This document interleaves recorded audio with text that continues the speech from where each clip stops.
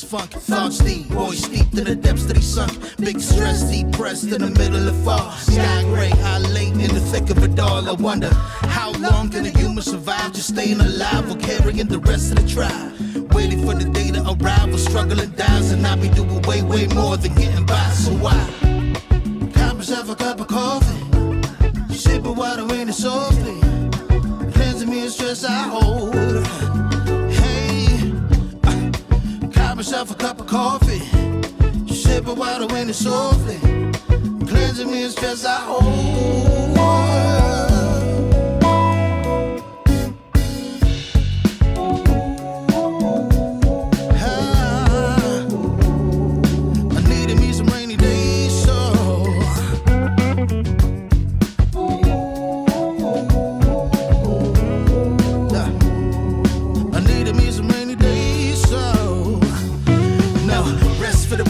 Teary eyes realize life is so much more than just living a day. Every day I can sit and reflect and breathe and connect to myself and all that I've been given. See, giving up is not an option. So while I'm looking at gray skies, I'll be adopting a new way to deal with a test. Lord, relieve me of stress. The rain be looking like when blessings dropping. And so I got myself a cup of coffee, sipping water in it softly, cleansing me of stress I hold. Coffee, sipping water in it softly, cleansing me of stress I hold.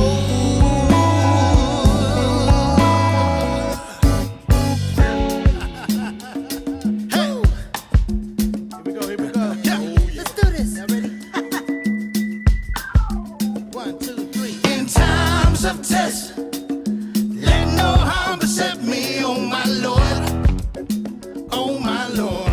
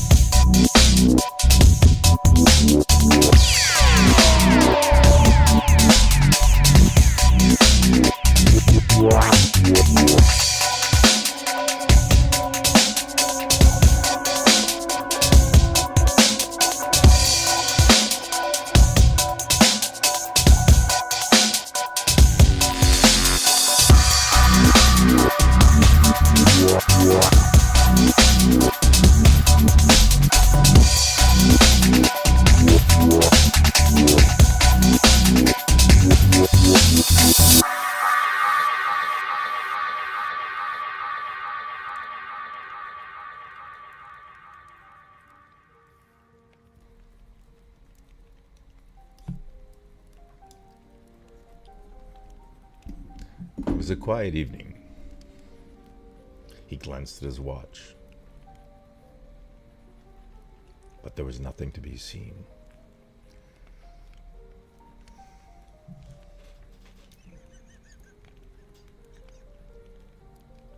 Good evening, everybody. Ready for a wild and crazy night? Well, you've come to the right place. Divided we stand, in black and white, no less. Good to see everybody, too. It's now 9:10 p.m. Eastern Daylight Time, soon to be Eastern... 9:09, sorry, 9:09. 9:09, okay. Get it right. Batinsky got in there. 9:09. This is 9:11. Get it right. We're factual. Oh, okay. No, Brian. You just said 9:09. It's 9:10 right now. Okay. Why don't we argue all night about the time? And we'll always be 15 seconds off. What is the time right now? I don't know. It's howdy doody time. What time is it in, let's see. Where would I like to know where the time is? A place, Albania. What time is it in Albania? Do you know? I don't. Albania, Jesus. I would imagine that's somewhere around Moscow time. Let's add 7 hours, right. And I guess Yes, it's 4:11 in the well, dark okay, of here's night. your test, and this ties into what we're going to be doing tonight, Brian. What book begins with this line? Okay, you ready? What All right. book begins with this line? The clocks were striking 13.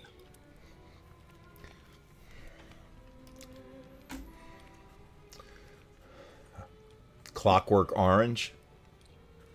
We'll find out later in the show. So everybody who's interested, no, seriously, It's that's kind gonna of be a that part kind of the like time. saying somebody's 6'13" or something.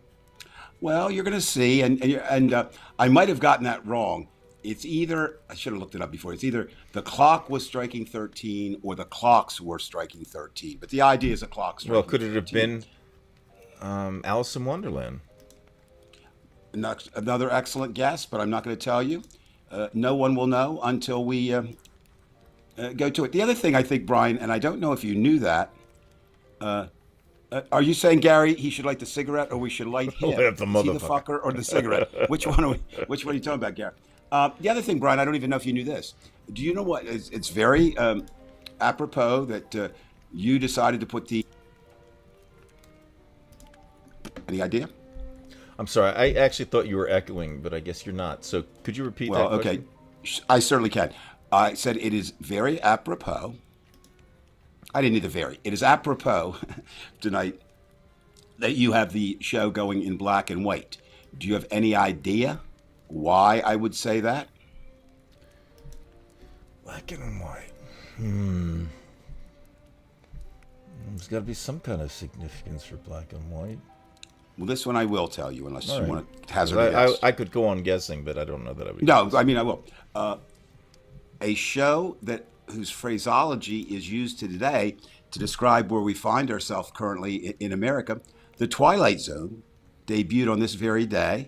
Really? In the 1950s, and interestingly, if you look at that show, while it is in black and white and the effects are not so good, they hold up today, and the issues hold up today. And Rod Serling was very much ahead of his time, as was Gene Roddenberry with Star Trek, this type of thing. And it's a little scary to me, not the Twilight Zone Tower of Terror that you plunge from in Disney World, which, by the way, this week is now 50 years old, Florida Disney World. And they have Twilight Zone Tower of Terror, which is kind of humorous. But the thing is with the Twilight Zone is this, right?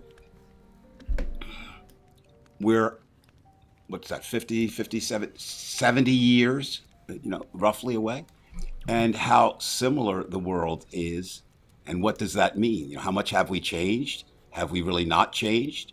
Look at the themes, look at the shows. And my idea is that we certainly, we have more of a lot of things. We have less of some things, but the problems presented in the Twilight Zone, still with us today. Right. It certainly seems like the Twilight Zone, Dave. And It does indeed. I have no way that I my could friend. disagree with that. I mean, it's funny because every week you keep thinking that we won't have any material to talk about because it's just kind of going on and on and on. But every week it gets more morose than the other. I don't know what it is, Dave. I thought things were great. I remember that one video that I saw. I think I even posted it. I guess it was day 6 or what, after the election, when we figured we had Right. won, and there was this scene from West Philadelphia where all the neighborhood was dancing. The music was from right. Dinah Ross, Right. whatever it was, I'm Coming Up or something like that. Anyway, there was just this feeling of, we did it. The success is there. We can finally relax. We're going to beat them. We did, and it seems like we're beating ourselves. I mean, we always got back to this thing about, ourselves. Like it's just in general as human beings, our biggest competition is ourselves. Well, in this case, it's the Democratic Party, and like you've said, and you've said very, very eloquently, Dave, that the difference between the Democratic Party and the Republican Party, in terms of like the echelons of where they stand, we are an all-inclusive party, which means we're going to have all kind of different interests, and it really has come to show us that, not only do we have, conservatives and moderates, but we have turncoats. We have, these Democrats in name only, like the Jeff Van Drews, now a Republican, and I would suggest that it will probably come down to Sinema and Manchin, leaving the party if things turn out the way I think they're going to turn out. I mean, eventually somebody's going to have to just embarrass them. Although Ronnie did tell me, Dave, that Joe Manchin has this just enormous yacht. It's like the Titanic. And some of the liberal progressives. I know it. Yes, Ronnie was telling you the truth. Yes, he does. And there were some people who came up to his boat and were giving him shit, and that's good. I mean, it's always good to do that. It's also he will tell you, I'm sure, if you were to ask him, that he is fighting the good fight, and he will say he is inclusive. You remember that, what the hell's the guy's name from South Carolina, the senator who spoke badly against Trump and then spoke positively against Trump, but then became Trump's. You know who I mean, that guy? What's his name? I always forget their names. Lindsey Graham? Something like that, yeah. And Manchin had him. He's a frequent guest out there, and Manchin's response is, well, I'm trying to push bipartisanism. Well, okay, that's very good. I will say that Joe succeeded when Lindsey Graham votes against his self-interest, Republican self-interest, and now, of course, his self-interest and the Republican self-interest is what Donald Trump wants, or indeed what the, you can't even say fringe, what the people who support Donald Trump want, and co-opted. Republican Party has been co-opted. We could talk all night about, when did that happen? Was it Barry Goldwater? Was it Richard Nixon? Was it Ronald Reagan? Was it Jerry Falwell and company? Was it Newt Gingrich? Was it Mitch McConnell? And I think if you look at the groundwork, it was all of the above, and this.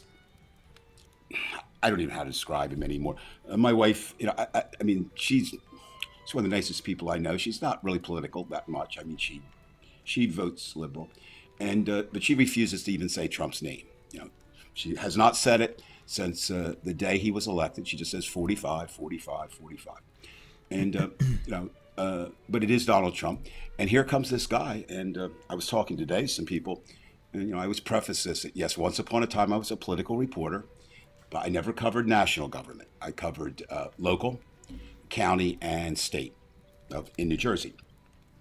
But I thought I was a pretty good one and had good sources. And as I've said before, and I caution anyone who listens to this show, when I say any of my opinions, I charted it 11 times during the election. I said, Donald Trump, that's it. From the Mexican remark to this, to the, what was it, Access Hollywood. Oh, he's done now. And he wasn't. But I didn't learn my lesson there. I said there's absolutely no way he can win the Republican primary. And I didn't learn my lesson there. And that night, as I mentioned before, my wife and I were in Atlanta, just the two of us, because we were focusing on our grandchildren and spending time with them. But it was election night, and we just wanted to stay home and watch the election. And we sat there. And when it became clear that Donald Trump was going to be the next president of the United States, I was struck, not only speechless. Judy just said, I'm going to bed. I can't deal with this anymore. And I said, well, I'm going to watch, a little bit more. And knowing how much I talk, there's been very few times in my life when I've been struck speechless, and that was one. And I went to bed, and the next morning I woke up. And you know how, and you and I have talked about this, and you've said, you wake up, you say, not that it had to be a dream. I know it wasn't a dream, it was a reality, but it was just this feeling of, oh my God, what happened to the country that I grew up in? And certainly from that day forward until today, that I have no answers to that. I have more evidence that it's not the country that I thought it was. And I do berate myself. Coming from the area where you currently live, and teach, and I was there longer than you were. We were South Jersey forever, but in the Bridgeton area, certainly all the elements of Trumpism were there. But I just thought, okay, this is an isolated case, right? It's us in Alabama and Louisiana, a few places like that. And no, it's everywhere. And so, ergo, there's a fancy word right now. Therefore, we're going to have to fight and fight and fight. And you get tired, Ryan. We all get tired. That is it right there. And you spoke about it. And tiredness leads to a couple things, or three things that I think of that are kind of scary. It leads to a malaise, right? Which we can't afford right now, even though logic's smacking us in its face. We can't afford that. But it's hard not to have it. Tiredness or exhaustion leads to mistakes, right? You make mistakes. Why can't they get tired out, though? Do you remember that movie with Robert Mitchum, Night of the whatever it was? It was the Night of the Hunter, right? Night of the Hunter, and that young kid says, doesn't he ever sleep? Well, doesn't this malaise ever get to these? I mean, look, COVID seems to be doing its job on some Republicans, and I appreciate that, COVID, but I really... I guess that wasn't funny to some people, but to me, no. And I mean that as a joke. I'm just sick of it. You know what I mean? I'm really sick of it. Well, I think we can just do a general disclaimer here. We don't make light of COVID. I'm going to speak a little bit about it. We had another COVID milestone yesterday. Milestone being a milestone you shouldn't have reached, you didn't want to reach. However, it is so wrapped up in everything else, it has become political. It is a health issue. And it should not be political, but it is. I'm going to speculate. Don't you think it's affecting the Republicans now? Because was it Neil deGrasse Tyson? I believe it was deGrasse Tyson had mentioned like something every 2 weeks, 8,000 Republicans die, and 80% of them. I mean, the people who die, 80% of them are Republicans. I don't know if that's true, but it would sound about right. Do you want my speculation is going to keep you awake? I mean, we have a question from. Go ahead. Questions are important. Get it. For Christ, Sandy. But do you want to go to that first, or you want to answer? Yeah, let's go to. Every time we get a question, and people, please ask us. Not that we can give answers. We already had two, but yeah, let's get to the questions every time they come up. Sandy's had a couple of them, so let's go to that. Can you see that from there, Dave? Okay, question. Let me read it, and Sandy, if we misinterpret it. We don't want to, so certainly send back, Dave, you're an idiot. That's not what I'm saying. Okay, so question. What do you got? What do you guys think about all these fucking Biden signs on people's homes? It's offensive that school buses have to pass those homes. Our country is hideous.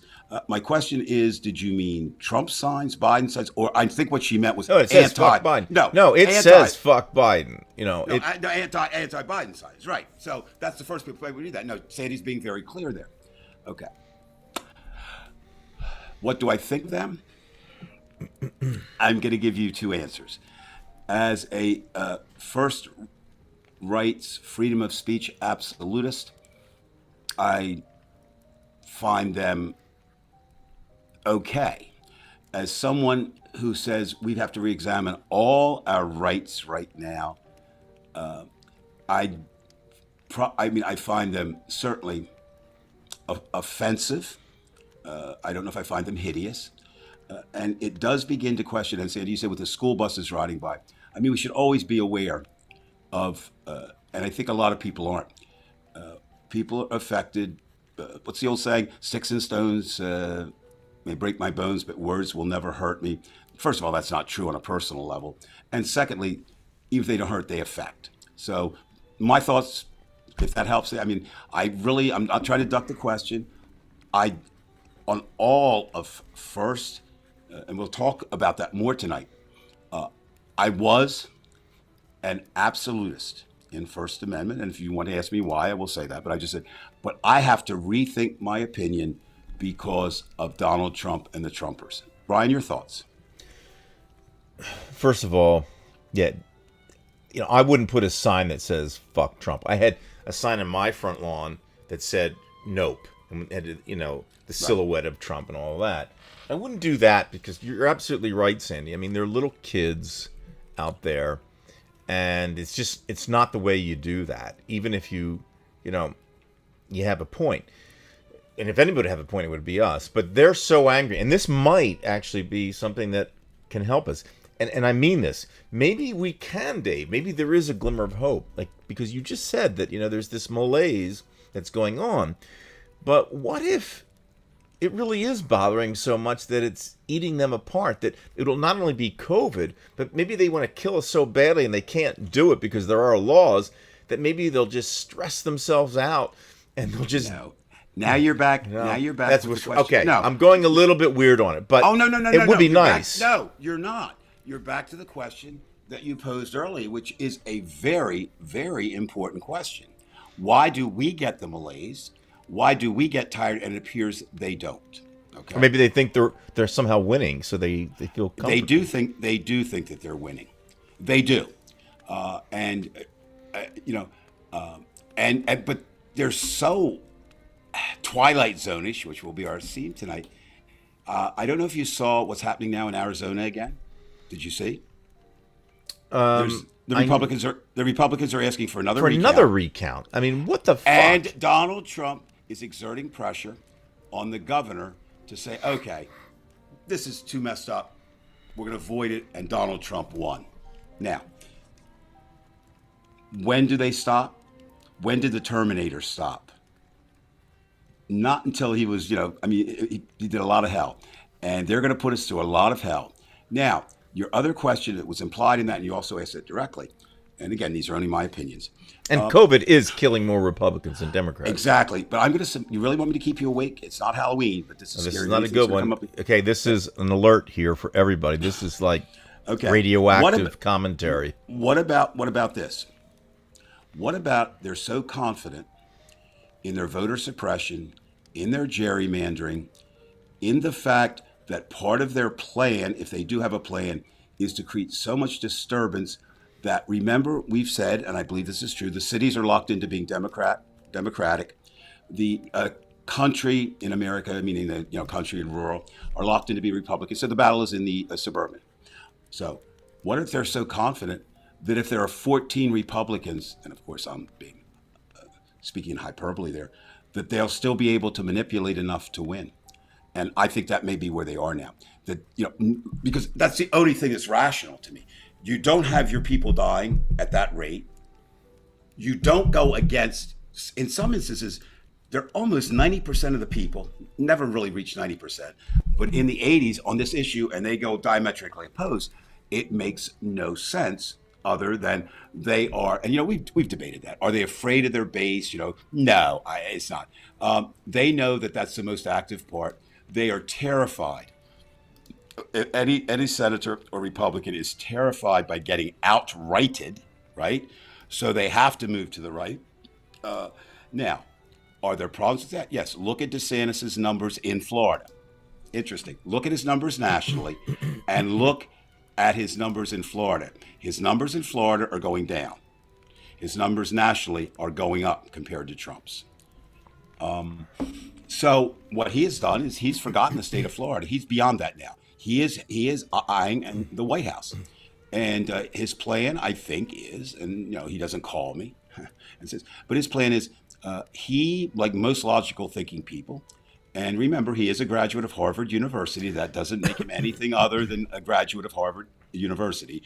But however, I think he's looking. Key question there is, did his father go to Harvard? That's the. Well, yeah, I mean that's all. But I mean the whole thing. But what I would think what he's doing, he's saying that no, Trump cannot survive 2 years without dying, being incapacitated by something health-wise, or being so besieged with legal, cases and things, or have been found guilty, or be in the middle of a trial, right, which could result in a conviction, that indeed he will be unable to run, and DeSantis will say, I am Trump 2.0.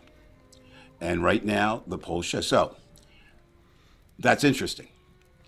But if the people of Florida desert him, not all of them, but enough, does he not have a base then to run from? Remember, Al Gore lost this, lost his own home state of Tennessee. A little different story. And if he had won Tennessee, we wouldn't have been talking about President Bush. That assumes that there be a fair game being played. I'm saying No, we have jumped. I said then we're not. That's what I'm talking about. We're Okay. not a fair game. That's why they're not He interested doesn't. in So numbers. if he's down by 2%, those kind of things don't matter anymore. I mean, look, Exactly. you've had 3 recounts. You want a 4th one now. It's at some point you have to say to yourself, this country is toxic. It is toxic at this point. At least there's 74 million possibilities of toxicity out there, led by the great orange man, and I put great, small g. But also, Brian, I think there is support to what you're saying. They are confident they will win. Well, what makes them confident with their voters dying or them going against some of their wishes? They are confident that they have already or will by that time, with voter suppression, with these call for recounts, with sowing the seeds of doubt. And that's really what they're doing. I do not believe that many of the people, of politicians backing Trump, believe that he won. But what they're saying is, hey, if we can sow enough uncertainty, maybe we can take over California. Yeah, who knows what they're thinking? But we're in a battle. It is a battle. But doesn't Joe Biden deserve this in a certain sense? Because No, what do you mean by that, Brian? Interesting. well, we know that we have 2 thorns in their side. We could really take care of things, but already we have an issue with, or at least I have an issue with Merrick Garland. He has turned out to be a real loser here. I'm questioning everything that we'll call it, which of course Biden would scream is not, but we'll call it the Biden Justice Department, because Trump has certainly turned it into his personal law firm, Right. and Biden hasn't done that. But when you're the president, I think a phone call, could pretty much, certainly say, hey, Merrick, what are you doing, bud? Well, Let's it get certainly moving. would seem that, at least from all appearances, it looks like he's trying to look like he's being fair. And he seems like, doesn't he seem like Judge Ito? Like he's so afraid of making a mistake that he doesn't do anything. He's like the person who doesn't learn a language because they don't even want to, open their mouths. So they don't do anything. So there's no mistake to be made. If indeed what you're saying is true, and I think there's much validity in it, unless they have a long-range plan and suddenly they're going to pop 900 indictments of Republicans, out there, I don't see that coming. The second And thing is he going to subpoena them too? Once we know they've been subpoenaed, but if they don't decide to show up, it's up to Merrick Garland to get off his ass and do. And I think he's got candy ass. I'm glad he's not a Supreme Court justice. He wouldn't be able to make a decision. What I'm wondering, and this is all speculation, we don't. I don't know if you're familiar with. I happen to be, because I live down here. A lot of people are, with the Goldwater rule, and basically the Goldwater rule was such that psychiatrists said that they would not analyze any politicians or make comments, right, because without actually having personal information or whatever. And I'm going to use a variation of that. I don't know what's in Merrick Garland's head. I only know what I see, right? And right now I see someone whom I do not think is being the advocate to justice. If he believes he's being an advocate to justice, I don't see him as being that right now. Now remember, I'm not the first one, but I'm the one more than you who said, let's be patient. Let's not the honeymoon. I don't like that term, but let's see some time. All right. So January, and what are we in now? August? That's time enough. Why are there still Trump attorneys appointed by Trump in the Justice Department? Do you really think if the Republicans win, they won't fire everybody who can get their hands on? Right. Everyone's going to get their That's hands why I say Now, once that happens, when they take control, now it's over, because they think they have license to do anything. And you know what? They've been getting away with it. And this is where I go back to Biden, because I'm glad AOC has decided, she's not giving in. And I'm glad they stuck it to Pelosi, because, I gave Pelosi credit for, garnering the forces together, getting the votes she needed on the initial one that passed. But, now it's time to point fingers at Manchin and Sinema.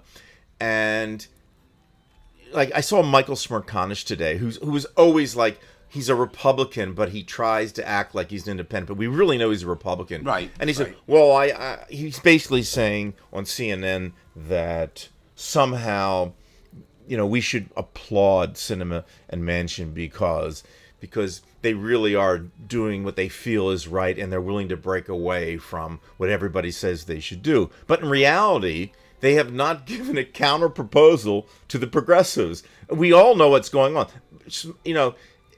Smerconish isn't being honest. Actually, Smerconish is kind of like, you remember that guy Vladimir Posner? He was the guy Yes. from the Soviet Union, and Right. Posner he's still alive, but he's so slick in Russian. He's I think he was born in France, but anyway, it doesn't matter. He's so slick. He knows how to twist things around, and this is what I see going on with him. They're able to just, and I hate Smerconish, but this is the kind of thing that's coming out there on some of the people, not MSNBC, but on CNN. No. They're trying to make it like Cinema's some type of hero and Manchin, and they're not. Well, you want to play a little game with me? You're going to be everyman, and I'm going to ask you some questions. And I want you to take the current political situation, impossible to do, but take it out of your head. So just answer as if there were just two parties and there was just some philosophical disagreement. Right. Would you agree that in order to run America, compromise would be needed? Yes.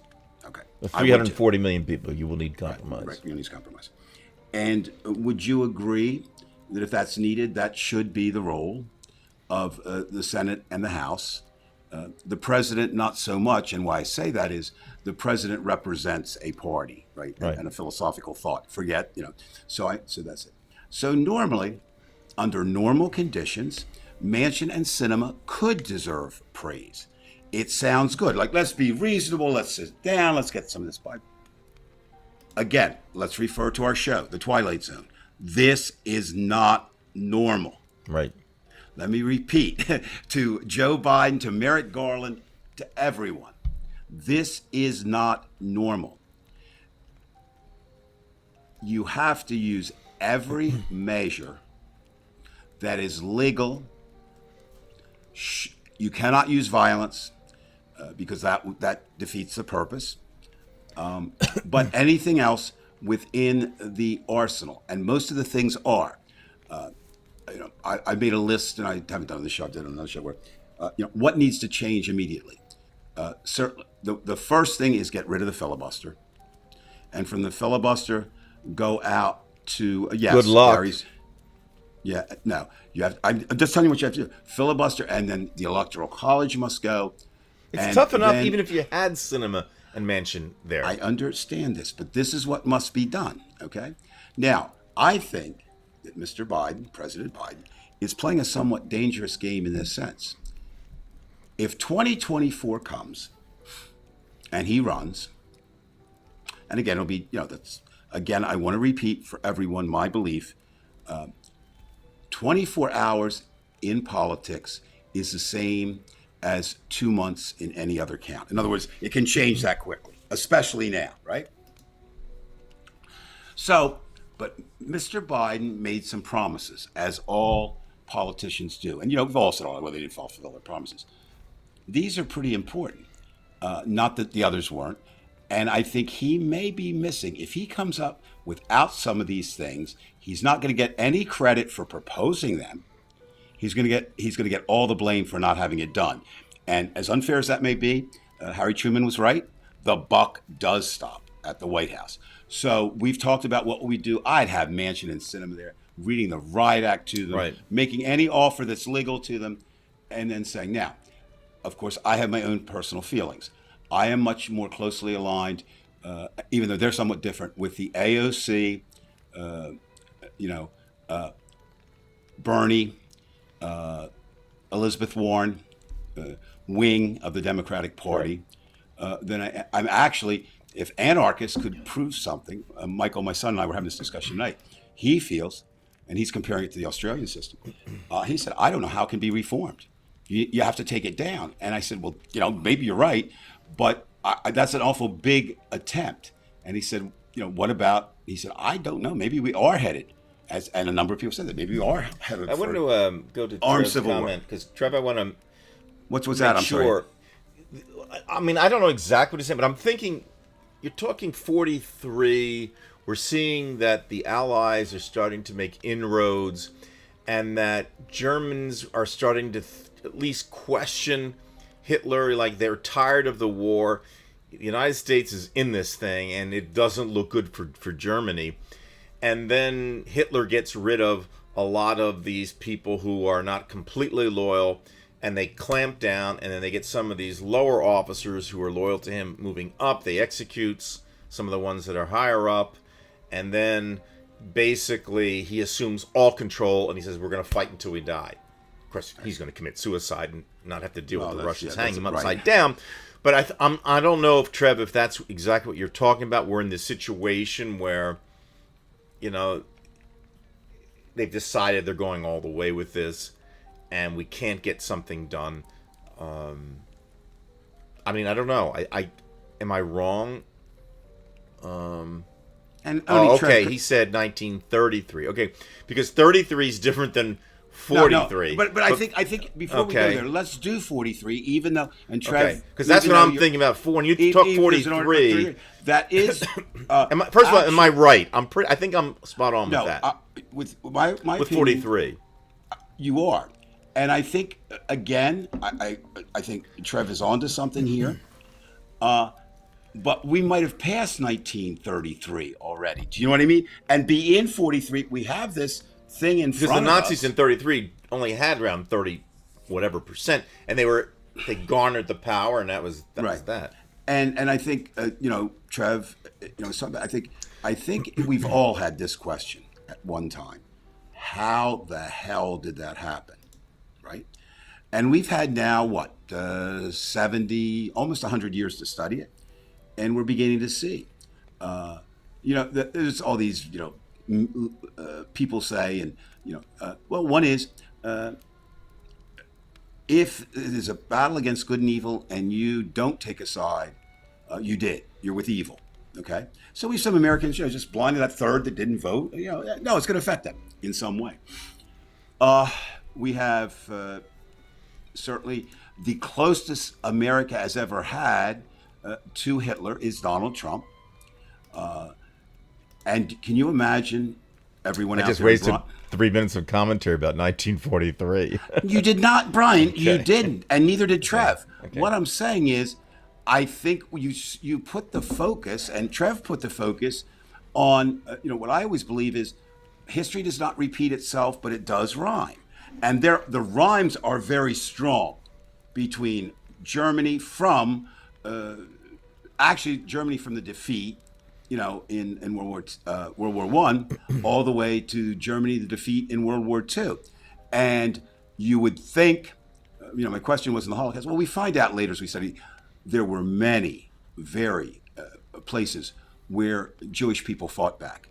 But rocks do not beat tanks and machine guns. There you are. Okay? So that's part of it. Of course, I find out, I'm very disturbed that there were things in Hitler's plight that Hitler is basically a guidebook on how not to be a good human being. Right. And Trump adopted, whether he read Mein Kampf, which the report is, and was impressed with it. I'm just surprised he could get through a book. Well, and he basically said, I don't think that's too much of an act. The only books to read are mine. But let's say there is, some substance. Now, whether that's apocryphal or wishful thinking or whatever, there's certainly appearances that he took what he knew about Hitler, in the general parlance, and had no problem instituting that here under a variation that, again, my provision, history does not repeat itself. Look, do we have concentration camps? Absolutely. Were they the same as German camps? Absolutely not. Would they have been? Who knows, right? Who knows? And now another question that came up earlier, and I kind of want to respond to, which you bring to, why, and I think you kind of answered it. I think it's a very good. How come the Democrats, and the Republicans are so united. As I've said before, this is my belief, and anybody's entitled to disagree with me. The Republicans have a much easier task. They just have to win white males. That's it. That's it. Once they win that, some women will follow. And so they get the money from the rich white males and have created this Who idea. have the leverage in this country, and that's what you're leading to, that they are the people with the leverage. So they have the money, right? And then they get the poor white, the failing middle class white, sometimes the middle class white themselves. And these are men, because unfortunately, until the damn thing changes, and today, which we'll talk about later, I was somewhere where I sensed that it may be a little bit, or I hope that it is.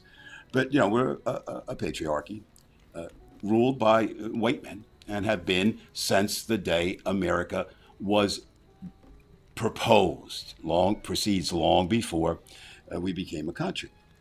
And so, but they've been able to convince these other people that they're the only ones saving them from the horde, from the others, from the blacks, from the Hispanics, from the immigrants, from the intellectual elite, from the Hollywood, whatever they blame them.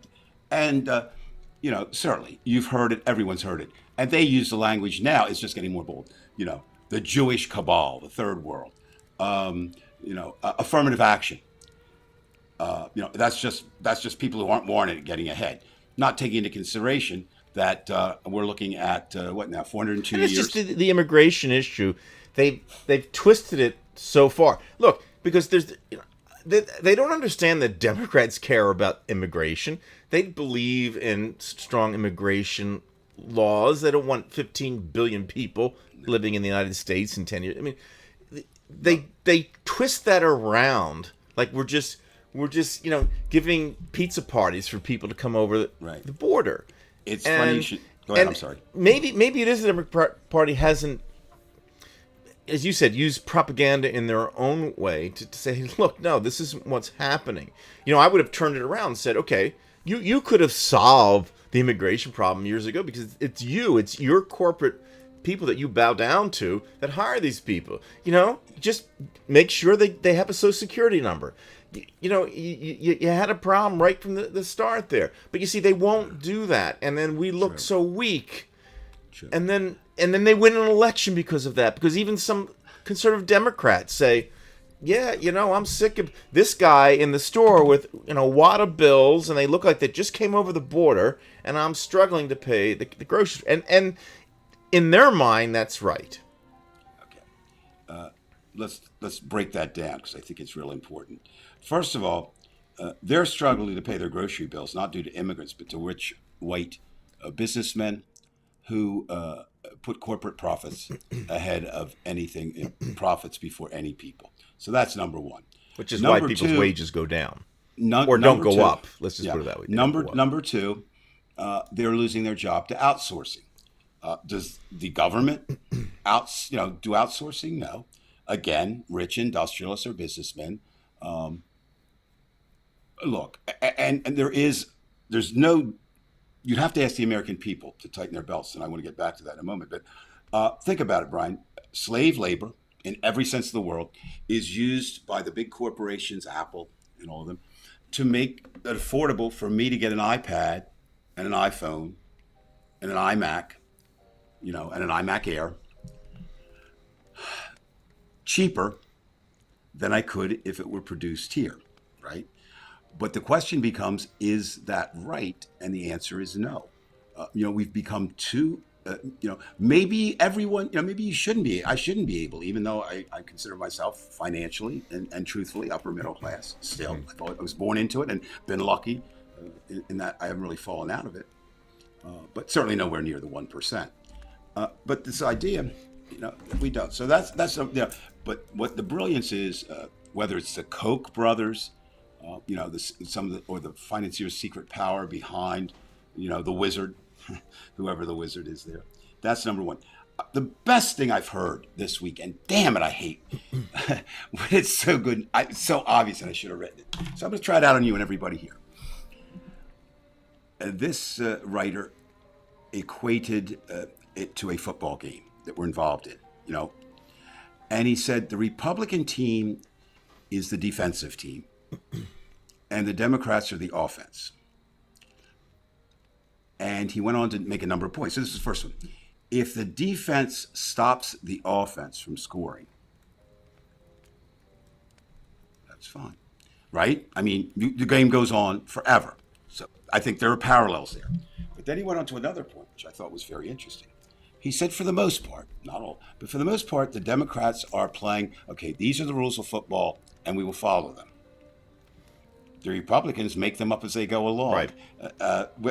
We've all had children, or not all of us, but many of us had children, grandchildren, and you know how they make up the rules as they go along as a little kid. Well, no, I got a 2, that trumps an ace. 2 is more than 1. You can't get. Well, no, it doesn't.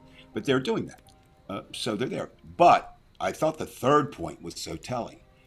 The Republicans have no capability to play offense, so when they get the ball, They drop it. nothing happens. Nothing happens, right? So then the teams switch, and and I really don't like when we use words from sports or war.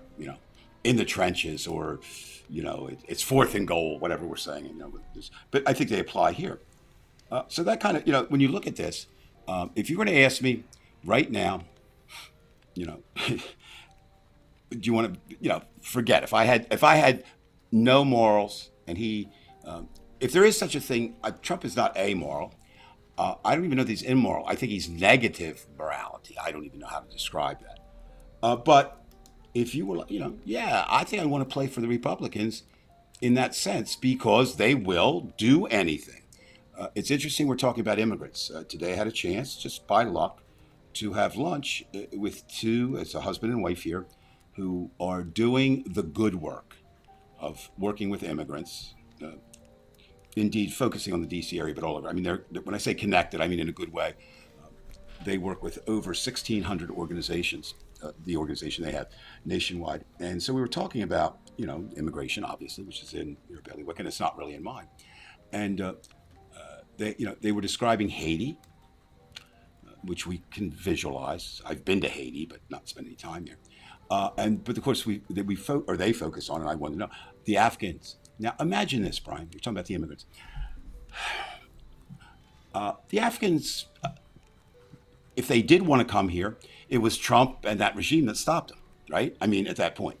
Now, how would you feel if you sided with the Americans and you arrive here and they put you in camps and they're holding off housing you? And some of that, we weren't ready for.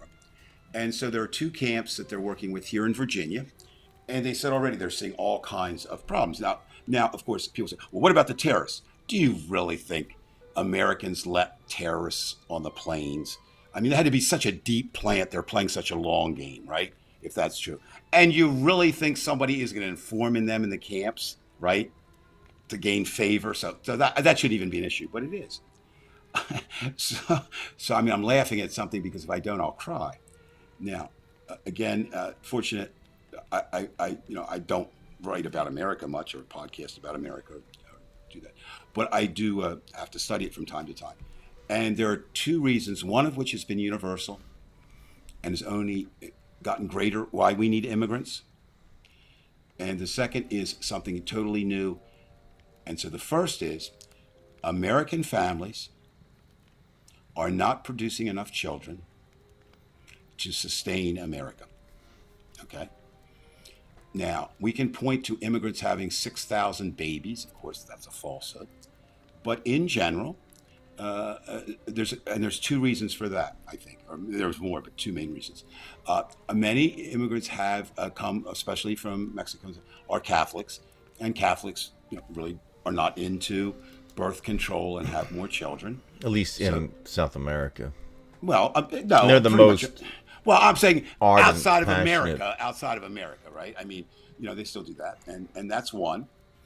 And then the second reason is, and I know that for a fact because a couple of businesses I visit here, they start a small business and they keep their costs down by having their children work there, right? Sort of similar to the olden days when everybody worked the farm. Not talking about slavery. So, but we're not going to produce enough, and very short-sighted if you think we are. But here's the new one that I think is relatively new, and is maybe, if not, maybe even more important to our survival. We, for whatever reasons, and we can spend 6 shows on it, we do not have enough specially trained people to staff the upward positions. And we're losing them every day. For example, doctors, nurses, scientists, and computer experts. Okay? And so we need the upper echelon of those people too, right? And I don't know that we've ever needed those. We would take them. So now, without immigrants, I'm going to go on record as saying, and there's, I have support. I could be wrong. America falls. So you say to yourself, well, wait a minute. But we've already established, if never before, I think we've established tonight, the Republicans do not care. They care about winning. They're going to do nothing that keeps them from winning. Now, they may be short-sighted, right? And they may, eventually, they don't see that they eat each other like piranha do. But right now, so, they're willing to risk. They're willing to risk the destruction of America as long as they can continue stopping. Dave, and you make good points. Right. And you're not going to I don't think you're going to disagree with me on this, but right. Ronnie had mentioned, as someone on her Facebook page had made a comment about this immigration issue and just what we're talking about. And she makes this basic comment in one sentence. Why are we taking care of immigrants and helping them out when we have Vietnam vets on the streets who are starving? See, and that is more powerful from all the conversation we can have. Absolutely. And that's what we're up against. Now, who doesn't? Well, let's look at this. What party doesn't help Vietnam vets on the streets? That would be the Republican Party. They help no one. No, look, I don't disagree with you. No, I'm not. But listen to the brilliance of this. So they don't, and then the average person who is apolitical jumps on that. Yeah, why are we doing that? Because the people that are asking the questions that are prompting your thoughts stop them from being there. Now, the other thing is, and I don't mean Ronnie. She was speaking for others, not herself. Do you realize this fact, and many people don't? We can take care of the veterans and the immigrants at the same time. It's not a goddamn pie. You know what I mean? It's not. If all we need to do, take the overruns and the money we spend on war, and I guarantee you. Right. Well, there's. I think I assume we both agree that there is an immigration problem anyway. When you have all these problems in Central America and all these problems in Southern America, you've got the Catholic Church, doing what they're doing. There is a problem when somebody is, willing to have 6 kids and they're living on trash bags somewhere. I mean, and that's, I don't mean that to be funny. I'm just saying that's exactly the kind of thing that we see. That's an issue that has. Now, so there's an ounce of truth in what the Republicans say. I'm not going to say it. Today in these discussions when we had this long lunch and it was fascinating, I actually was more quiet than I spoke just because I was very impressed with their knowledge and I wanted to learn. But we were talking about how we personally got involved in different causes, and I said one of the things is very simple to me. Judy and I years ago were in Arizona, and we decided we kind of, we'd seen the rich life of Phoenix and Scottsdale. So we wanted to drive south and go across the border. So we drove in the desert and we ended up at Nogales, Arizona. The whole way as you leave the false but shining city of Scottsdale and Phoenix, it gets more and more and more poverty, right? Someone's the desert and the tough life, but you get to Nogales and you say, man, wow, this is about the end of the road. And all you do is you park your car then, this is, pre 9/11, and you walk across the bridge and you're in Nogales, Mexico. And no exaggeration, Brian, as soon as we got there, at least 30, maybe as many 50 children. Señor, pesos, please. Mi cordero, mi carrera, etc. And it was just like overwhelming. Now, you don't think that they would come here if they thought they had a better chance? I would come here if I were them. Let's also look at who caused a lot of this unrest, be it Cuba, be it the Dominican Republic, being it El Salvador, being it anywhere in Latin America. Do you want me to tell you who caused that? America, very simply. Now, they were a catalyst. Do you realize I'm sure you do, but many people don't, that if we had been the America we're supposed to be, we would have backed Fidel Castro against Batista.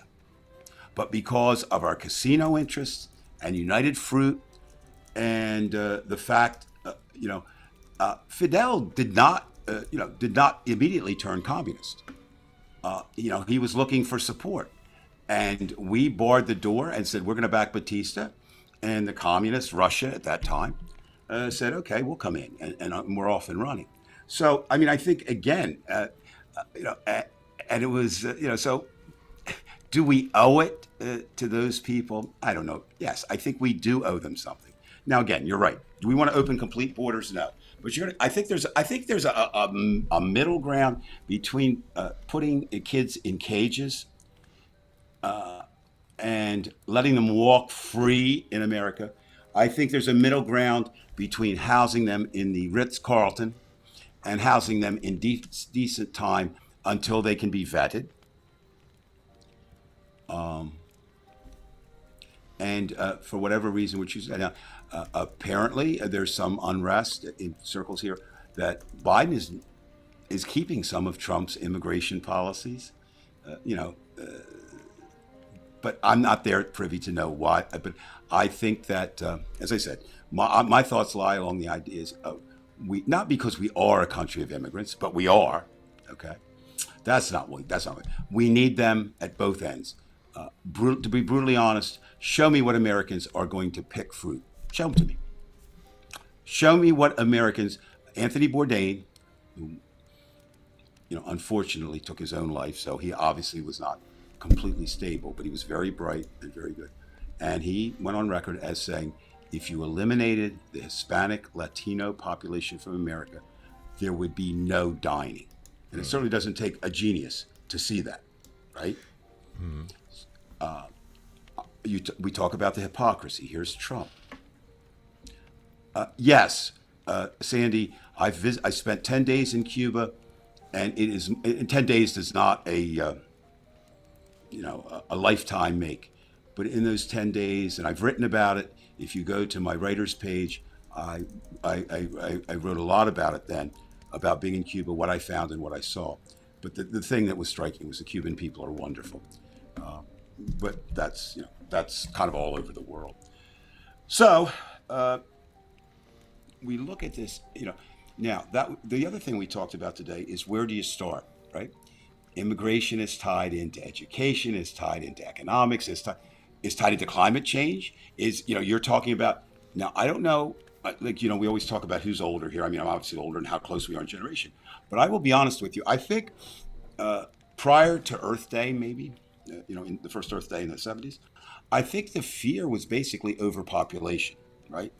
We're finding that is going to be the fear, but it's not, because the climate change is going to drive that. It's not the fact that we have too many people. We don't have an equal distribution of wealth. And at the same time, overpopulation means more strain on resources.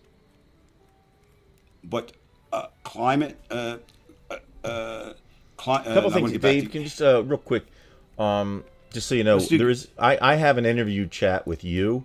You can check for a second, and then we have Gary's got something there. But I do check the internet chat for a second there. Well, I want to do Gary. Let's do Gary first, okay? If you would put Gary's back up, please. Sure. Because that's we have been, and I'm going to be the first one to say this. I'm not enamored with my own words or thoughts, but I've said it, and I sometimes get remiss. We should answer questions as soon as they come in. I think that's very important. And we'll get back to our topic. Mm-hmm. Watch the Comey rule. Do you think that Trump purposely uses his last name for self-reference as means to mimic Gaius Julius Caesar and his cognomen Caesar? I think Donald Trump speaks in the third person, and this is just my opinion, Gary. The effect is the same. I don't know that he knows enough about Julius Caesar to pattern anything, after Julius Caesar, but the effect is the same. I think he speaks of himself in the third person because of his narcissism. I mean, I've never seen anybody tweet like he does. Not what it's the way he tweets. I mean, he tweets as if he's not himself talking about this great Trump. Jack, put it in their eye, not, Trump.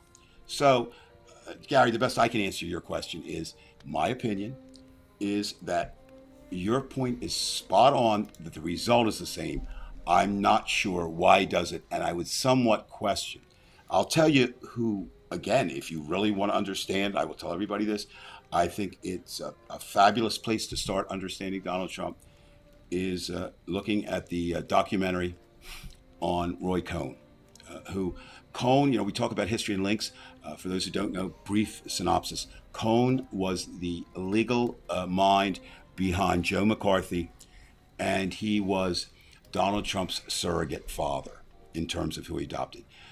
And you can look at the parallels between McCarthy and what he wanted to do and who he was.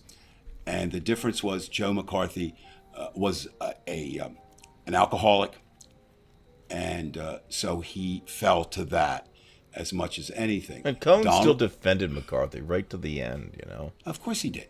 Now, you talk about like Hitler, You talk about hypocrisy. Of course, the unholy duo of McCarthy and Hoover, and whether they believed it or not, I don't really give a shit. They thought that everything was communist. And so something I didn't know anything about when it came to Washington, D.C., and I've been studying a lot. I'm doing a tour on it coming up.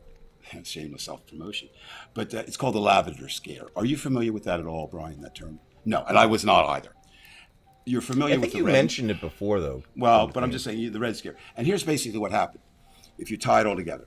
Communism in Hoover's mind and McCarthy's mind was, they played with it. It was a way for them to maintain their power. They may or may not have believed with that. So they took it that one of the ways that the communists, those horrible people, could infiltrate America and get spies was to find a weakness and blackmail you. Now, we know that's how spies work. I mean, they weren't off on that. But they felt, remember, this is the 1950s, that homosexuals, there was not like it is today, and they would be horrified.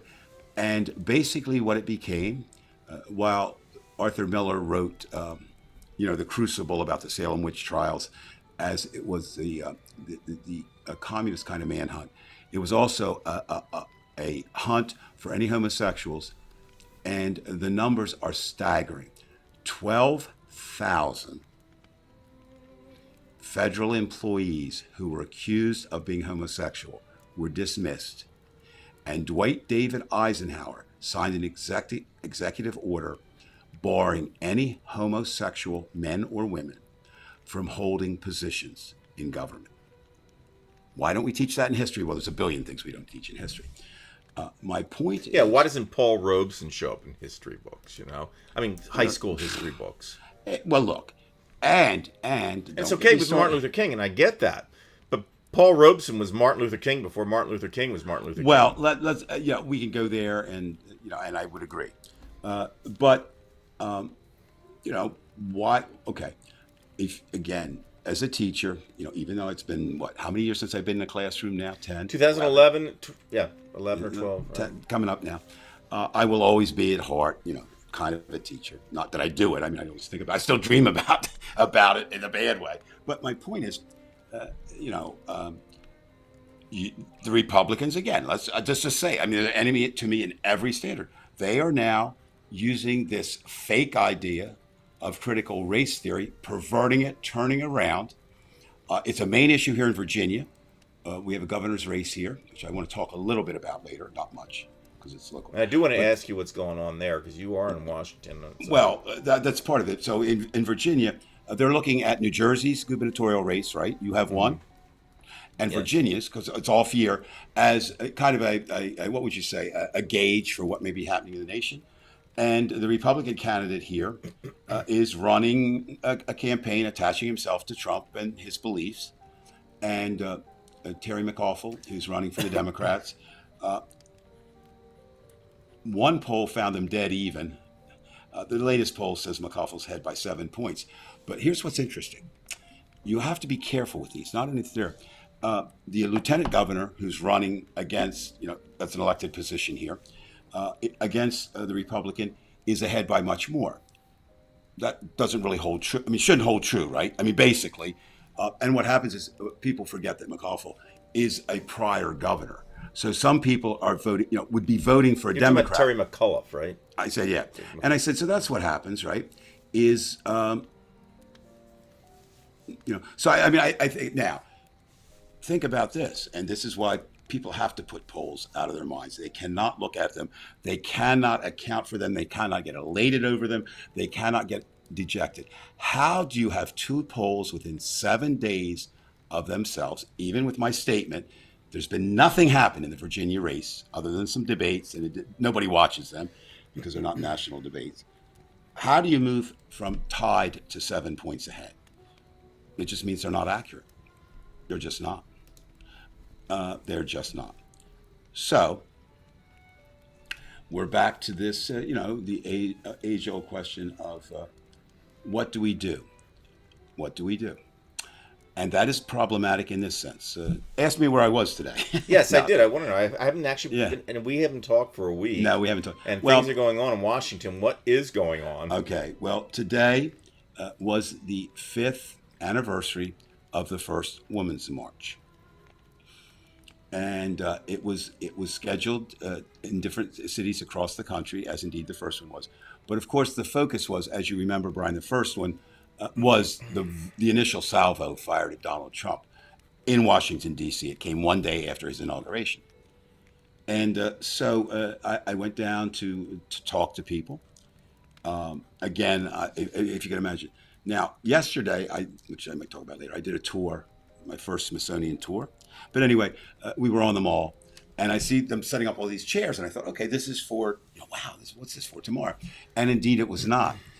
It was for Georgetown's graduation. Not Georgetown's, I'm sorry, George Washington, GW's.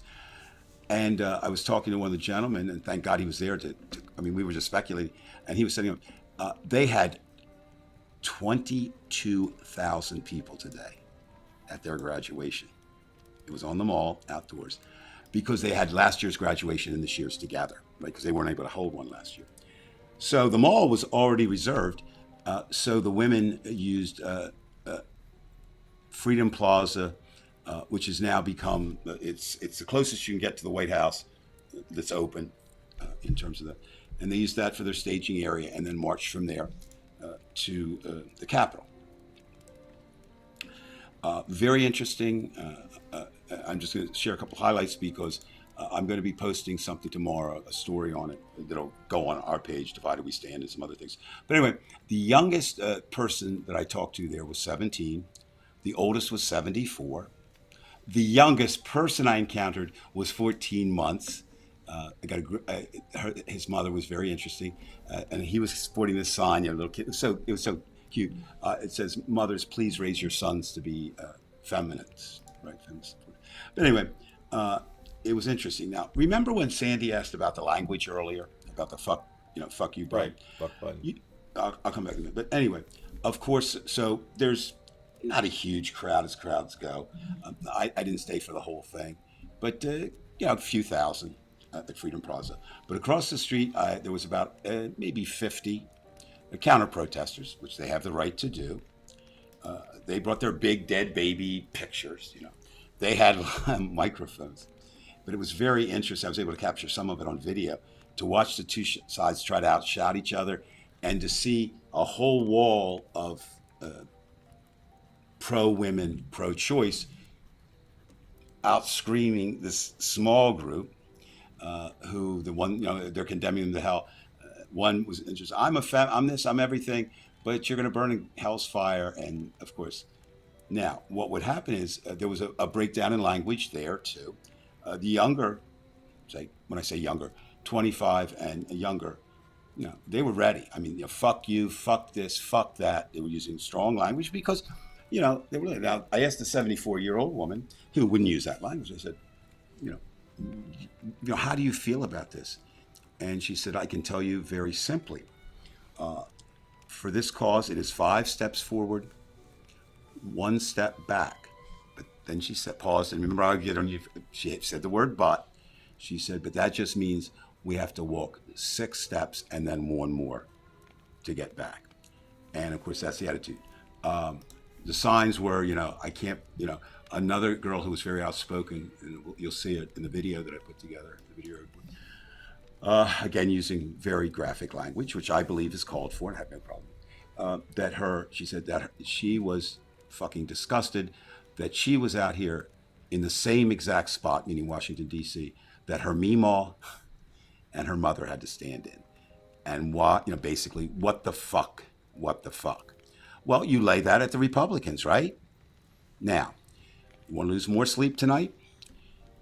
There is no question that the Mississippi abortion case, which is a banning of abortion, and the Supreme Court could indeed overturn Roe v. Wade, is headed, will be picked up. Well, that will also hurt the Republican Party, because then you may get some Republicans to jump over, if they did that prior to an election.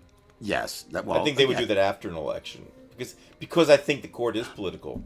Well, no, they won't, because the new term starts next week, and the findings of those cases, which include a gun case, a huge gun case, that will allow open carry in New York and California, both states which don't have it now. There's a huge religious case involving giving public funds to religious schools. The religious schools claim they're being discriminated against by not receiving those funds. Where's that church-state wall? It's not in their mind. But obviously, the focus case will be this Mississippi case. Again, we know that there are 6 conservative-leaning judges, 3 liberal-leaning judges. They pretty much, now, I've said before, and I think I've been proven, John Roberts, when it was a 4-4 court, was the swing vote, correct? Well, he's not anymore. If he votes with the liberal side... I think he actually liked that idea that he was the swing vote. Now he's not. Well, and I said, and the reason, let's not make him a hero either. He knows that no matter who's on that court, it's the Roberts court. And if they do something completely, whatever. Well, and then he needs to say something, He does, trust me, he does.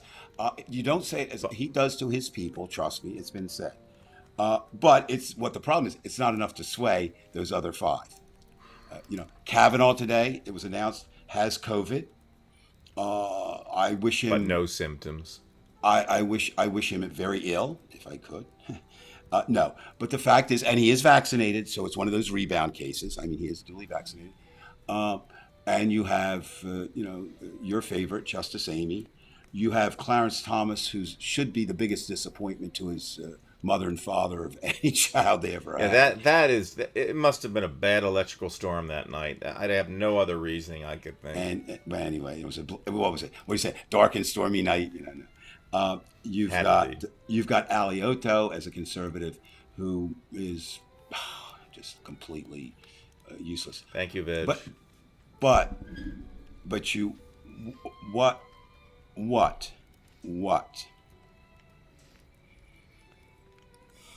like a little boat. Can I interrupt for one second? Oh, absolutely. Anytime, bro. Think of it as like we're on a little boat in the middle of the ocean, and the whole world's kind of going by, but we're having our last conversation on the boat, and we're together, folks, and that's all that matters. I mean, really, whether we have 50 or 150, yes, it wouldn't be this type of thing if we had too many anyway. I'm not making excuses for not having. Well, YouTube's never going to give us any type of search engine power and this kind of thing. Well, we could get it. We know this isn't a bad show. This is a good conversation. We know that. We could get it if we aligned, and we'd get more if we monetize, of course. And that's the point. YouTube is not about, neither is Facebook nor Twitter or any social media is about money. Right. We're not making them anything. They don't like this. And they're a business, so they're going to throw everything behind those that can make money for them, and to begin with, that becomes monetizing, and making money. And I will never do that on this show, ever. You would never do it. I don't. As you say. I mean, this isn't for sale. You know what I mean? And I get it. YouTube owns it. I mean, Google owns it. So we're kind of on their backs. But the point is, for a small show like this, there's no need for advertising. I don't want it. I get irritated when I see the 432. I cannot wait to hit the skip ad. Correct. It's like getting mail you don't want. So Now, why do it? Do I in my plans, in my new plan, which kicked in October 1st, am I going to monetize certain things that I do? Absolutely. I mean, but not this, and nothing political will I ever do that, because this is He's what got a singing career going there. No, I don't. No, it's part of that. Well, I'll give you an example. Again, shameless shout out. Or is there really some hanky-panky going on between you and Miss Daniels? No, there's not. It could be another nice internet show. You know what I mean? You will be, everybody here, because I will be posting this and hopefully get some followers from it. We've already taped the first podcast of a new podcast we're doing, not a webcast, which is called Bullet Point, The Price of Guns in America. And I do it with a co-host. Her name is Sarah Lerner. She's an award-winning Florida educator. But the reason she feels so strongly about it, she was one of the teachers at the Parkland, Florida high school, and she knew every single student and teacher that was killed there. We became friends as she was spoken. We talked a lot, and we said, let's just do this thing. So we did, and I let people judge, and the show is different than this, in that we have guests we'll have guests every episode. And basically, Sarah asks the questions, and I do the follow-up questions. But our first show, which we'll we're editing now, we'll probably run it around. We want to get a couple in, 3, maybe 2, at least 3 ready first. It it features, and I don't know this, is that the right word or not? But her name is Abby Clements. Nobody knows who Abby Clements is. Abby Clements was a teacher at Sandy Hook when those children were gunned down. And she speaks eloquently and movingly, with tears and some laughter, about what happened that day, about how it changed her as a person, about how it changed her marriage, about how it affected her children, about how it affected the Sandy Hook community, and why she was never able to go back to that school and teach. She had mixed feelings. She said, I could not. But she's still a teacher. She's been a teacher for 30 years. But she said, I still care about my kids. I said that, but my primary job now is to be an activist. So my point is, Sarah and I follow your lead. We're not going to monetize that show, right? Because, I think for all those reasons, it cheapens us. Now, others, which I'm not going to talk about on here because that's not important, I would monetize. But let's get back, a little bit on topic there. But Sarah and I have talked about this when we did our podcast. What do we limit it to? Aren't guns political, right? They certainly are. Aren't guns part of the economic fuck-ups in America? They certainly are. When a small group, and trust me, they are small, the NRA, can buy, either with money or fear, the votes of Republicans. Now, before we blanket all the Republicans, Bernie Sanders' track record isn't that good, necessarily. But Bernie comes from Vermont, and, you don't get elected unless you, show some favor to the hunters, an area that's similar to ours. So, we have to look at that askance. It would be easier for AOC, say, coming from New York, to just take a no-gun stance. Right. And then it would burn. You don't go up the boulevard with your, shotgun. Right. And now, we've all seen the pictures and the memes, and they repeat. One that was out this week on guns. I don't know if anybody else caught it. I did. Literally a bazooka. A guy goes into like a Piggly Wiggly store in the South with a goddamn bazooka on his back. What is that? Right? Well, I don't know. Brian, I got a question for you. I mean, you're a man of the world a little bit. New Jersey has a no-gun law. Virginia has a no open carry law, although it's being challenged. Have you ever been in a place or a state, and spent time there where it is open carry?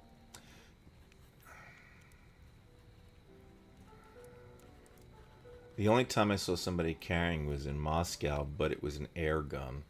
I don't think that's Can't have a America. gun in Moscow unless it's an air gun. Well, isn't that interesting, right? I mean, Yeah, I remember that night. It was really strange because I remembered this was around. See, I'm 61. I would imagine it was 30 years ago, Dave. Right. And I remember there was a McDonald's that I went to in Moscow, and two kids came up to the register, and I saw a pistol. And I said to my friend, I said, "Are you allowed to have guns in Russia?" I didn't know that. They said, "No, only hunters." I said, "What's that?" And they said, "That's an air gun. They're allowed to have that." So it's. No. Well, But no, Dave, I've never been in Texas. I've been in a lot of states. well, The only and it time I've doesn't seen matter. anybody carry was in New Jersey, but they were obviously policemen. Well, no, of course. I mean that, but I thought I was fairly knowledgeable, done a few things. But once Arizona passed their open gun law, we were just having to be out there. And again, it talks about the guy with the bazooka and the Piggly Wiggly. And I don't know, we needed something, and we stopped at just like a little convenience store. And I go in, and the first thing I saw was the guy behind the counter is packing. I'd never seen that before, right? And the next four people that came in were all packing. And so of the, I guess it would, Judy and I were in there, so that's two. We're the only people without guns. Now, the NRA wants Judy and I to have a gun too. They want all of America to have a gun. Not for protection. It's so the gun manufacturers can make money, and they give some up to the NRA, and the NRA can continue to buy politicians.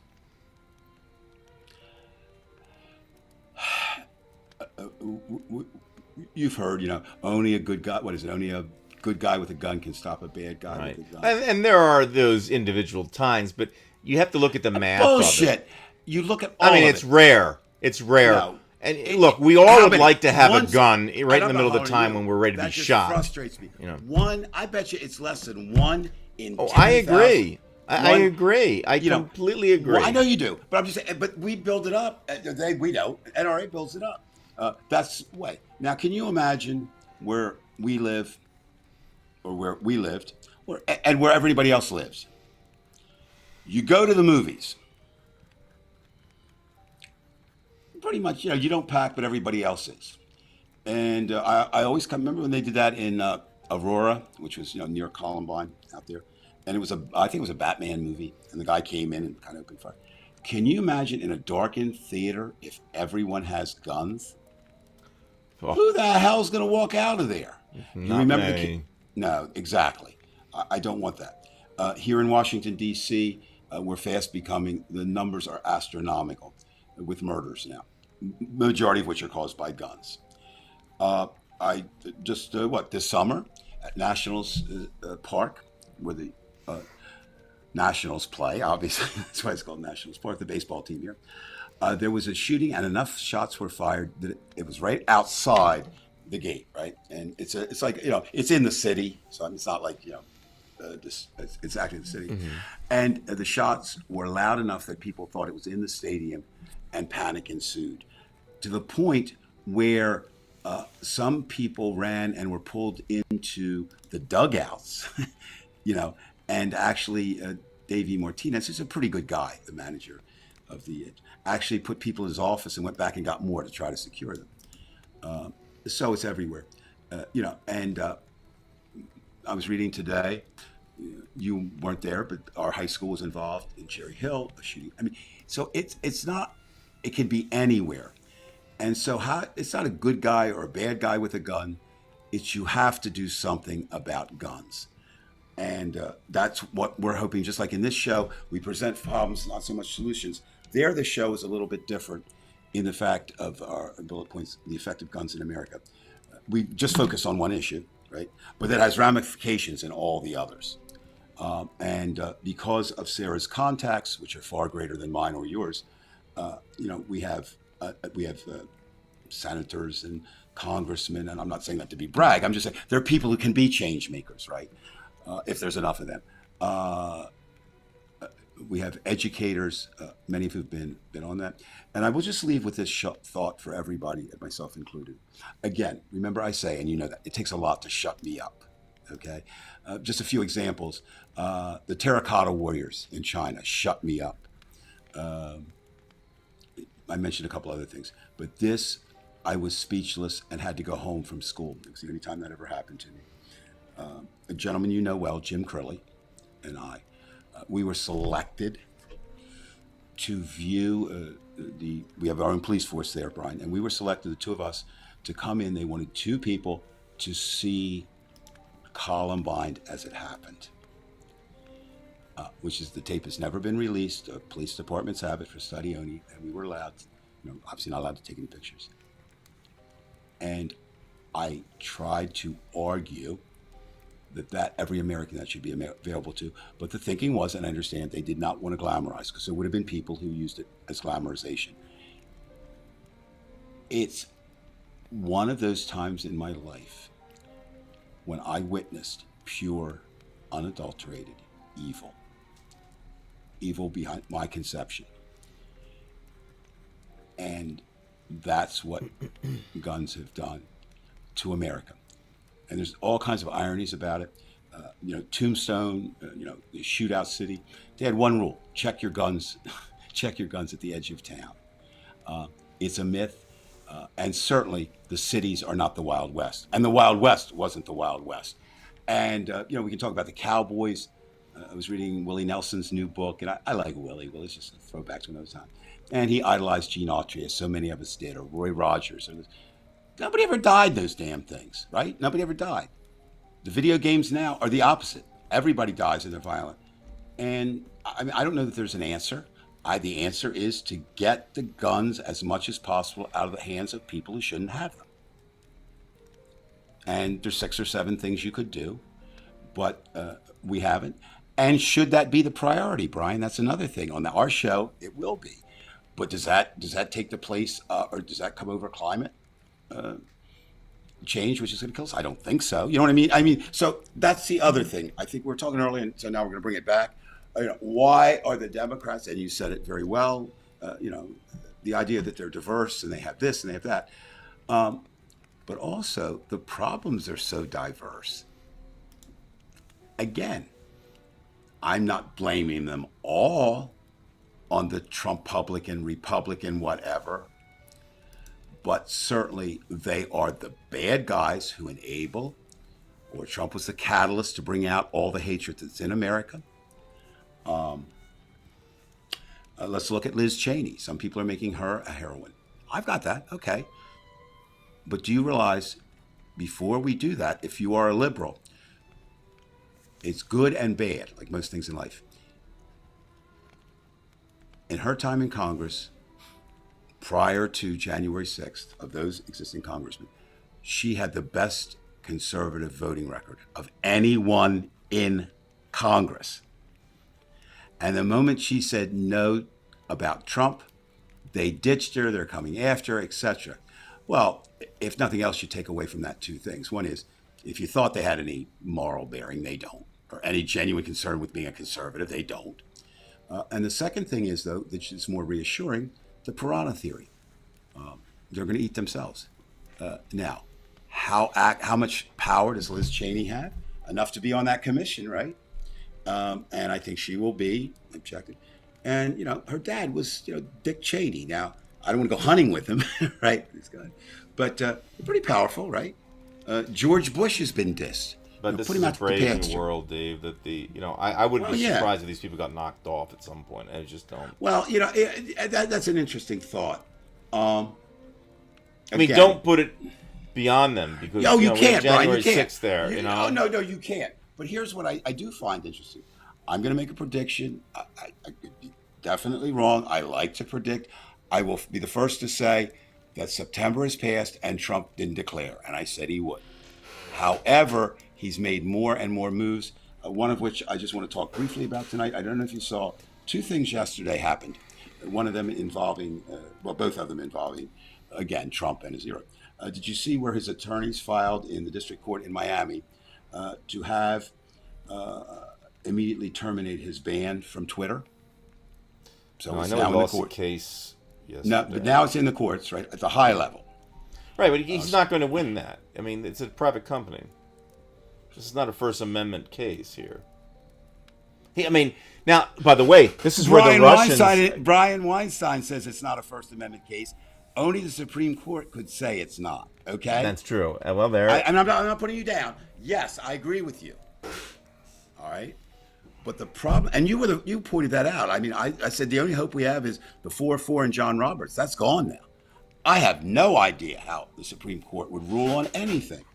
But it's interesting how people say, I'm going to probably get this wrong. I should have written it down, but I didn't. But two other reasons were that Trump is a voice that should be heard in America. And he made comments of historical proportion and significance. Well, they were lies and they were anti-American. So again, they're going to twist that. The other one was, I don't know again if everybody knows, a sad day. We actually come back to something we talked about. Yesterday was the day officially when America went over 700,000 deaths for COVID. We've been using 600,000 for forever. That is no longer accurate.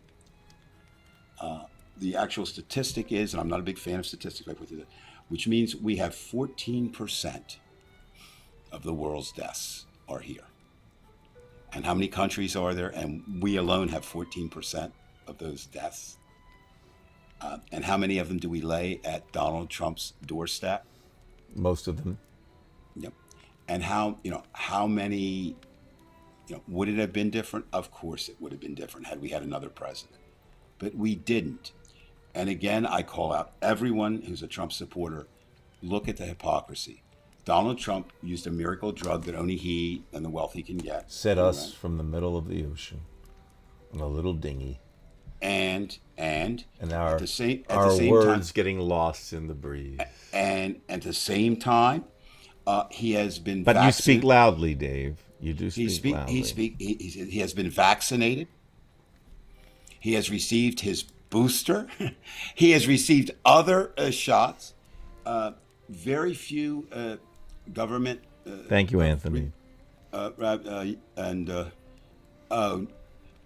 I can't. I when you said that, Anthony, thank you very much. But I keep thinking when Saturday Night Live used to, do the McLaughlin report, as only Saturday Night Live can do. So I don't know if I want it. But the idea is, and again today I was reading something he brings back, and they took Trump charging him with treason for his remarks, for January 6th. And again, I just can't imagine. And you see them right there. And they said, this is not relying on some, he said, she said thing from the Ukraine or anything else in the impeachments. This is words that he said. And I think of all the horrific things he said, even if I were anywhere related with him, when he said, you go up there and do this and I'll be right there with you. And the son of a bitch never got out of the White House. Okay? Now, he was not the general leading his troops. I mean, why did the general go? Well, the general stays behind and plots things. And some generals took to the forefront, like Stonewall Jackson, and were killed. I mean, but it's just, there's just no reason to follow the man unless you follow any R, you are an R, and follow any R, regardless of who they are. Or indeed, if you like Donald Trump, then there is something seriously wrong with you. Or indeed, you hate Democrats so much, which is different than voting for anybody. You will vote against any Democrat. Or a very prominently features is he hates the people that you do. Or somehow in your twisted mind, you think he's a good businessman. I just counter with that. He had 3 casinos, correct? Which he did in New Jersey. How the fuck do you bankrupt 3 casinos? They're designed to win. I mean, you have to be, I can't even imagine how you do that. Now, sometimes they do it because they overexpand or whatever, or bad men. But how the hell do you do 3 of them?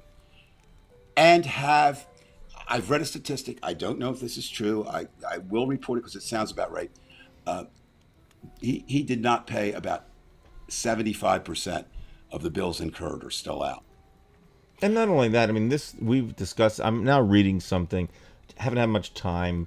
It was a New York Times bestseller. Right. Let's not forget the money laundering from the Russian. We know that a Trump Tower, something like 15 to 20% of the residents there were bought. I mean, they are paid mafioso from Russia. We know that a property sold for twice its value. It was 47 million, sold for 90 million for Trump in southern Florida. So let's not forget those things too. And we also know in that banking that no American banks would lend him money. Right. So it's And kind yet of he like they continued- know it. You know, And he they continued know to it. refinance. Now, the only bank, which is indeed a world bank, that lent him anything was the Deutsche Bank, but not in the numbers. But even that the show- Deutsche Bank, though, because it was the Deutsche Bank, yes, but it was the Russian money that was funneled Of through course- it. Of course it was. Which is why it makes perfect sense why he never said anything against Putin. It was just so obvious. But Oh, wasn't there somebody, I forget who it was, just this past week, they said that Trump told Putin, I'm going to say some things against you here, but don't worry. no, you know? that's not. Well, again, let me speak about that just for a second. Sure. There was a great editorial cartoon today in the Washington Post, which I do read every day, New York Times, a couple of those. And the cartoon, they take the best of the week, so it wasn't a Washington Post guy, but I don't even know which one. And they had this guy sitting in a chair, and obviously his wife over there, and he's got all these books laid out, and he's reading this book. And she said, "You've got every book that's come out on Trump. Wasn't it bad enough living through it the first time?" And of course, the point being, then we have all these books. Now, my question to any authors of those books, with the exception of Reporter, who was a book author at the time, I'm giving them some privilege, because, and I'll get back to that in a moment. Why the hell weren't you saying things then? Why? Now you're telling us all this stuff? Now, would it have made a difference? I don't know. But it certainly makes me somewhat suspect of you now. What? You suddenly got the call? Right. No. You were, for whatever reason, didn't speak out. Now, Woodward took a lot of flack on the last book. His new one just came out with Bob Costas. And, not Bob Costas, shit.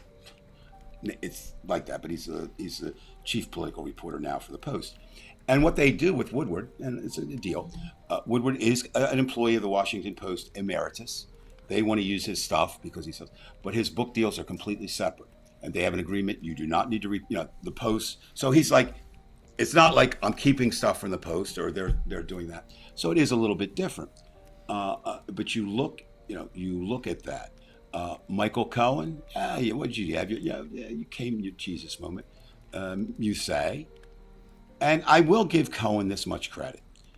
I do think he may legitimately maybe have some remorse. Maybe. I think it's about his daughter and his wife. I really do. That's what I'm saying. I mean, I think he finally got it, Like, oh, evil. That's my main man. And yes, the answer, no, he's not going to go to jail.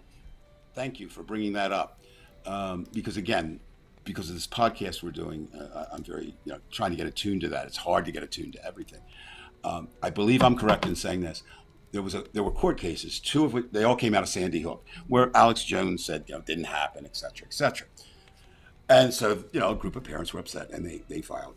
And it was held up in courts, but the next step will be the Supreme Court. But the highest court, so the Supreme Court, has ruled that these two cases can go, which now means any person who lost a child in Sandy Hook who wants to can come after him financially. Now, he only has so much money, but Alex Jones, it may be almost better, although he should serve prison time. Sometimes there are things worse than death, they say, and sometimes there's things better than prison time for the bad guys. His megaphone will be taken away. And I think, he will be so tainted that unless you, and he will have a show on the dark web. And, people say, what's that? It's out there. Okay. And you don't want to go there. You just don't. But it only reaches a minuscule number of people. So yes, his days are numbered. I wish to say we could say the same about Tucker Carlson or Sean Hannity, but we can't. They are. I believe there's a simple solution to that, or not a simple, but one. Put back the fairness doctrine that Reagan took out, and all that means is you have anybody who pretends to be or wants to be a news organization must have equal time for the opposite side. That's all.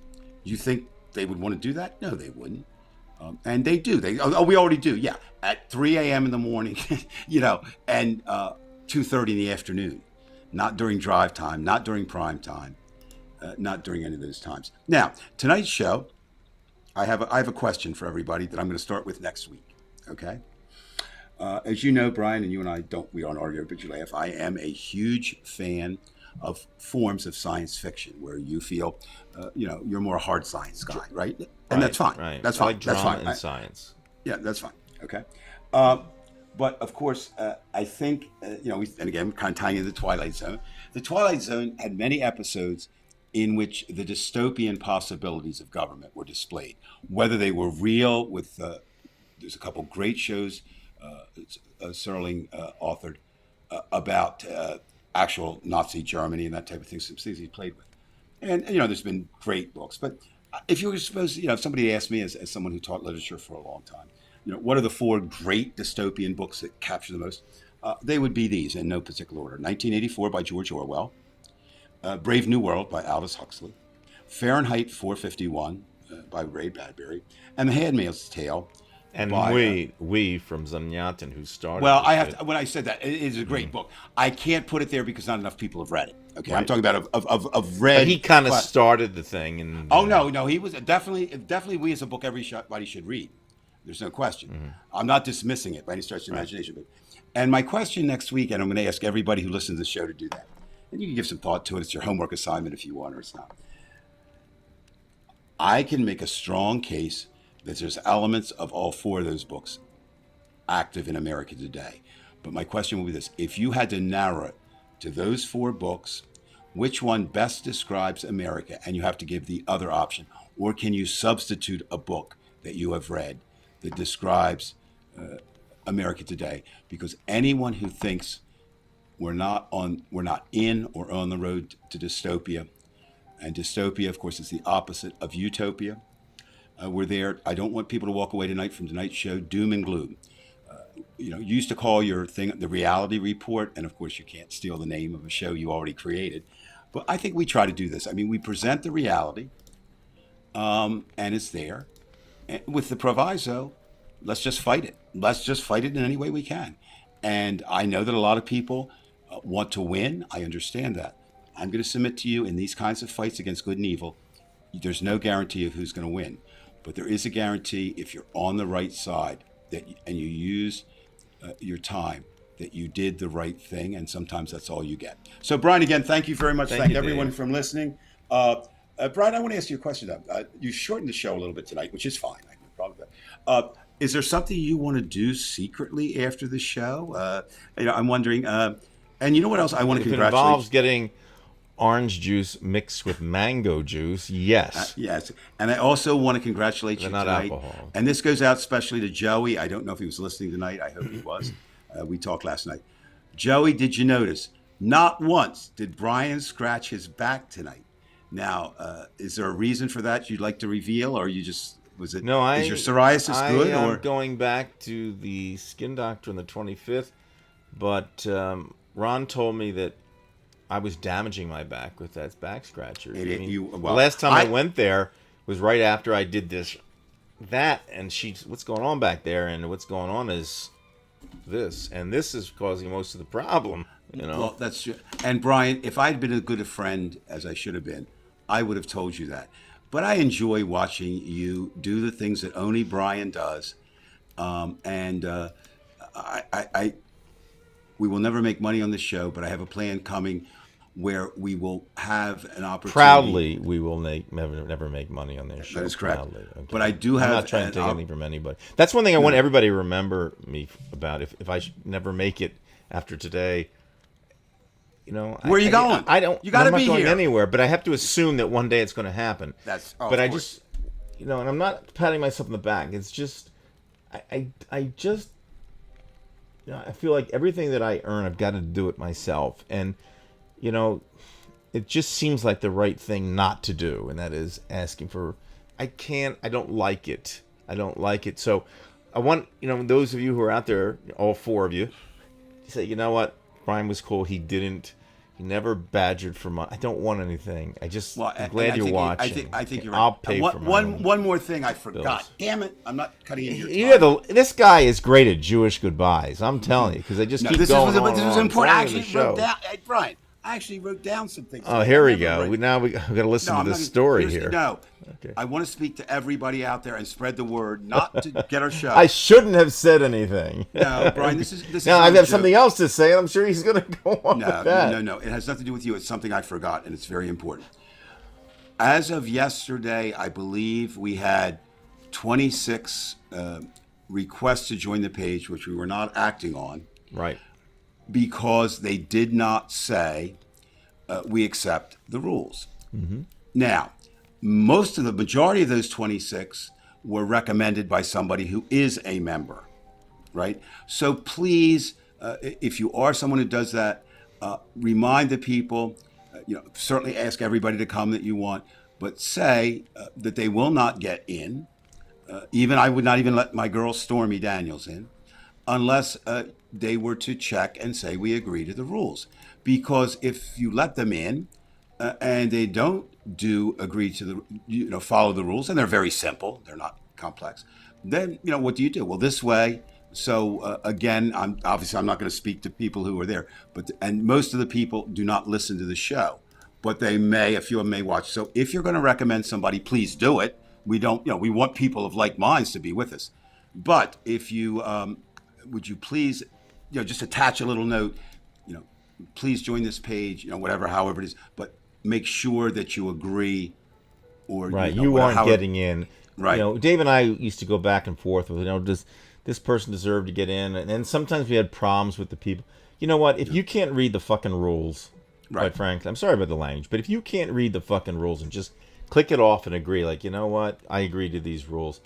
I'm not going to accept you. This makes it really simple. You either do it or you don't. And it does. And, we have discussed it.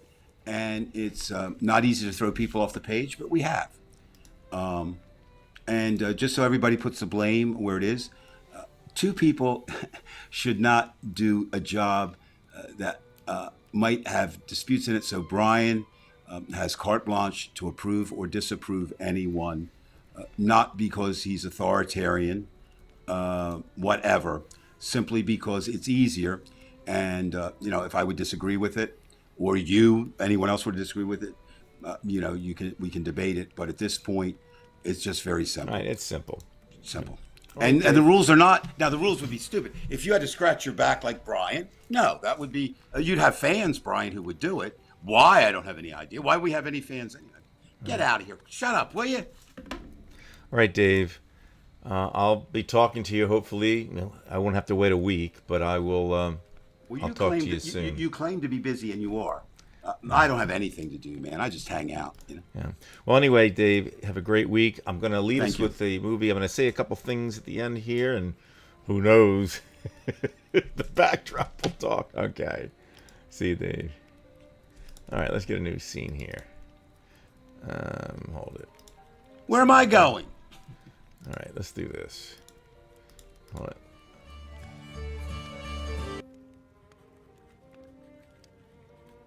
Realize, ladies and gentlemen, I'm off. No, you're not. You're still Okay. talking. You do realize, ladies and gentlemen, that some night we're going to see Brian's classic collection of Russian pornos. You just said, "No, this isn't it." That some night he's going to slip. So, if nothing else, tell people to start watching. We may see something that is unbelievable. Brian let me watch one, and I'm still traumatized. There will be a video tonight, but it's not going to be that, Dave. So if you had your hopes up, I'm sorry. It'll be dashed tonight. But in any case, I was showing a movie to my Russian students at high school. A famous Russian movie. It was actually the first Russian movie that I ever saw. I mean, the first time I saw it, I couldn't catch up with all of the dialogue because I knew the words, or most of them, but I couldn't keep up with it. But it's a wonderful movie from 1957 called The Cranes Are Flying. But if you know anything about that movie, and you don't need to listen to what I'm saying, it was about a poem that a Russian poet wrote years ago, and he wrote it after hearing a story about this young girl from Hiroshima who had leukemia from the bomb, and she was dying, and she kept making origami paper planes, white paper planes. Excuse me, not paper planes. They were cranes. She was making cranes because she had this idea: if I made enough of these beautiful cranes, that they would save me. It was so sad and so endearing.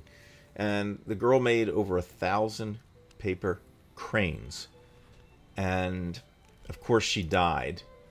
But a poet made a story about it, a poem, and he said that it was kind of like a metaphor for the Russian soldiers in World War II. Is that if you looked up at the cranes flying, they would be the souls of the dead Russian soldiers. That those 8.6 million Russian soldiers who died, they didn't really die completely. They went up into the sky with the cranes, and I thought that it was kind of a beautiful thing. Something you knew you were going to die, but you had something that would almost get you there. And all this thing with me and these movies that I've been making, a lot of it had to do with, I think, with my parents and my relationship with them.